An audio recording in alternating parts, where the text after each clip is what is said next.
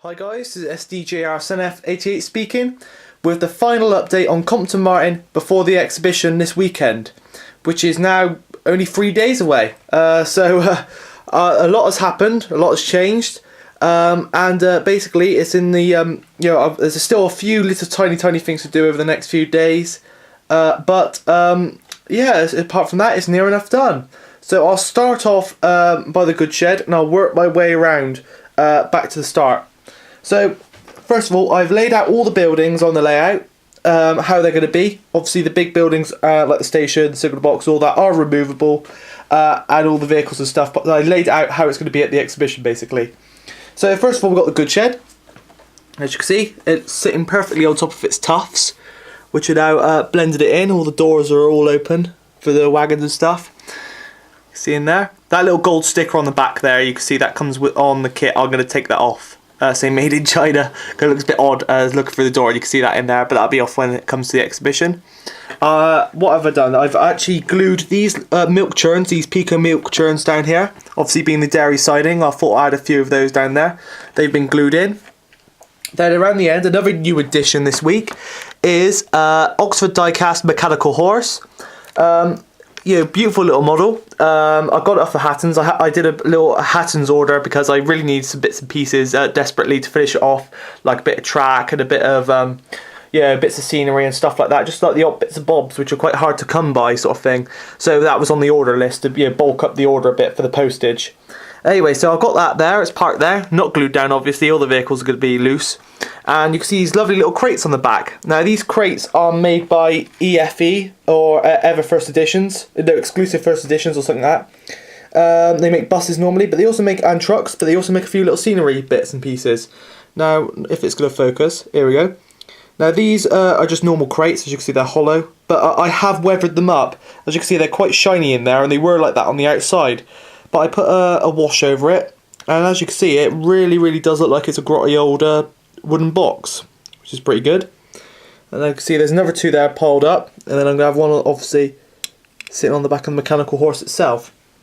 Now, I was going to try and get some porters, some Pico porters, bit of a tongue twister that, like on Compton Key here. As you can see, I'm going to do a bit of work to Compton Key to get her ready as well.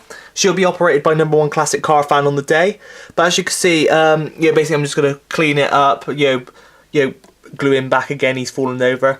But these are Pico porters, and I was hoping to get a few of these for the goods yard. Obviously, I mean, look, it looks like they're carrying crates of strawberries and stuff, and obviously he's carrying a milk churn.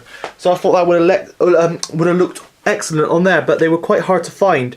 And sadly, all the places I checked, Hattons, Signals, basically everywhere I went to, they were out of stock. So I'm going to have to leave them for this time round. But I'm sure if I find some in the future, I'll add them, sort of thing. But I have added figures. There are lots of figures dotted about the layout now. So I'll show you those in a bit. Anyway, we work up to the back. Got some more bushes on there, down the corner. The trees are falling over at the moment. That's because on the day I am putting blue tack in the holes, because for some odd reason the bigger trees just don't like standing up in the holes. The smaller, slightly smaller ones that come in the sets of two, because obviously they're different shaped. You can see that's a slightly smaller one. They tend to stand up fine, but obviously I'm going to put a bit of blue tack in. And the same with the little ones, a bit of blue tack in on all of them to hold them in on the day, sort of thing. I'd rather not gunk up the hole at the moment with blue tack, so I'm just leaving them as they are. As you can see, the plate layers hut is sitting much better than it did. As you see, it's I did a lot of ballasting on that recently, a couple of weeks ago, and there it is on the layout, and it's sitting up perfectly level now. And also, it just really blends in with all the ballast around the bottom and all that. I've also added a few more tufts down here. I think that one has been there for a while, but I've added a few more in, like here, basically all down the centre of the track. Also around the yard, but we'll get to that in a minute. Anyway, we come onto the platform. If you're wondering what that rumbling is, there's a helicopter just about to go over. But anyway, I've moved on to the platform, and finally we have actually got figures on the platform. It was a bit last minute sort of thing, but then again, figures are quite fragile and they tend to get knocked off quite easily, so I've decided to put them on now, sort of thing. Oh, there we go. Sorry, I'm not sure if you can hear that, but there's a big helicopter going over. Anyway, as you can see, we've got the Pico. There, now he's overhead. Anyway, now we've got Pico station station staff. You can see here, I've got one on the end of the platform with a red flag. I was puzzling whether to put him on the layout or not, but I decided in the end to put him on. I don't know why it's just adjusted, but it's gone darker. Ah, there we are. The camera's got auto adjust on at the moment. But there, I put him on the end of the platform to make it out as if, obviously, it's a dead end, obviously, so it's just to warn drivers to slow down. I don't even know really why, but I put him on there anyway. And as you see, some carrying luggage. Obviously, some women, children, gentlemen with a case. Some more staff. Oh, they're passenger set number 1, also made by Pico. A few there. He's just coming out the luggage room. I think you can see the sign above his head. Yeah, parcel office. So he's carrying some parcels and luggage. Obviously got some more women with flowers, someone with golf clubs. A bit random, but oh well. And then we've also got some. I created this little scene here. Like there, you got the signalman there holding a lamp, and you got someone there who's just about to take the lamp off of his hand. So who's another member of the station staff. So yeah, that's quite a little interesting. Like they're having a little chat there. So I thought it was quite interesting. Obviously, you get a better view of the garden as well. That's the garden I installed last week as well. If we move on back down, there's also another set of figures I got. And these were made by Batman. And I must admit, the Batman ones are a bit better quality than the Pico ones. But the Pico ones are very good value and they look perfect sort of thing. But the Batman ones are a little step better for detail wise. And they are Batman train spotters. As you can see here, you got one with a notepad. You got 2 on a bench down here. One with a notepad and one with a camera. Making Compton Martin a bit of a train spotting hotspot, sorry. Hotspot sort of thing. Anyway, so yeah, you got the 3 there. They're down on the end of the platform. We've got another 2. Again, both armed with notepads. And then this one I really, really like. I put him on the bridge. And there he is. There's another one with a camera up there on his own. Sort of thing, getting the bird's eye view of the layout. So sort of like a... Yeah, so he's got quite a nice snapshot of the railway going on there. Anyway, other things that have been added to the platform. We've got lamps. Now, I did mention these. These are only basic Pico lamps. They don't work. They just look little plastic kits for like £4, but they're the right colour and they brighten up the area sort of thing. Not literally, but you know what I mean. It makes it look more like station light, more station light with these oil lamps on there sort of thing. Sadly, they don't work as I mentioned, but they do the job. And obviously got the benches as well. There's also some Pico benches with the train spotter sitting on them, and there's a few more dotted around. I also added a few more milk churns there, and also just down there beneath the signal box. A few of you were asking me where I got these signs from. They are made by Gauge Master and they're about £2.50. You can get them in most bottle shops. They do about 3 or 4 different sets. I don't know, but I've forgotten. But they're called like enamel sign set 1. I think this is like set 2 or something. I got them because this set because I just liked the quite a few of the signs. I see them in like museums around here, especially like that BP one and stuff like that. And Fry's Chocolate is quite a famous one, so I thought I'd get those. Really with quite familiar brands on there, like Golden Shredded Marmalade on there as well. And the other signs on there are ones that came with the station, like Western Supermare, which is quite local, and obviously this line would have joined onto the line which went to Western Supermare for the Great Western route, so that would make sense as well. They got a few more British Railways ones that are just dotted around, but they came with a kit. Same with like the timetable there. What else have I added? Oh yeah, one of the big things I missed is the station sign. Now, as you know, Brazil 2044 kindly made me that little flower bed underneath. He made me the like the sleepers frame when I met him at the Somerset Railway Gala. Was it big? I forgot what it's called now. Mendip Steam Dreams Gala. There you go, got it in the end. And basically what I did is I painted up the posts on the end. You can see the supporting posts there, the same colour as the fencing. I also painted the sleepers with the railway sleeper painting stick from Woodland Scenics, the Tidy Tracks one. And then I also added some static grass, and then I added some yellow flowers on top. So yeah, it really, really brings it to life like it's a nice little flower bed. And then, of course, I printed off the sign. That is printed onto photo paper, and I basically created that in Word. You put a dark green box and like a Somerset Dorset green box on top of it, so you can see you've got a darker outline. And then I just simply typed, I think it's in Sans something, I forgot what it is, font. But there's a font on there which is like the British Railway style font, so I used that and typed it in, and as you can see, it beautifully recreates a Somerset and Dorset style sign, but obviously with Compton Martin on. As you know, I still have a few more to print off, again on photo paper. Well, I do have them on photo paper, but I have yet to add them to the Shillingston signal box, which will be obviously named Compton Martin signal box. But I am going to put them on with blue tack, because obviously I don't want to ruin the Shillingston sign underneath, because it's a lovely little kit sort of thing, and you never know, might want to recreate this Shillingston station at some point, but not for a long while, I don't think. Another thing I forgot to mention, I also got a Pico weighing gauge on there. I also finally got around to adding the chimney pots to the station, and I must say it looks so much better with them on. They're quite fragile, but they fit in the box that it's all going to be transported in, so that's perfect. Moving on down, obviously you've seen the water tower, and obviously the rock face and the flowers the flowers there, and obviously the bush. But now we move on to the fencing. I have actually managed to add the I think I forgot who it was, but what one of you guys mentioned, is there going to be something separating the drop from the from the road sort of thing, the road from the drop? And I said yes, there's going to be some fencing. I bought some Pico fencing, but it didn't look that good sort of thing, and I always like the idea of using wire fencing.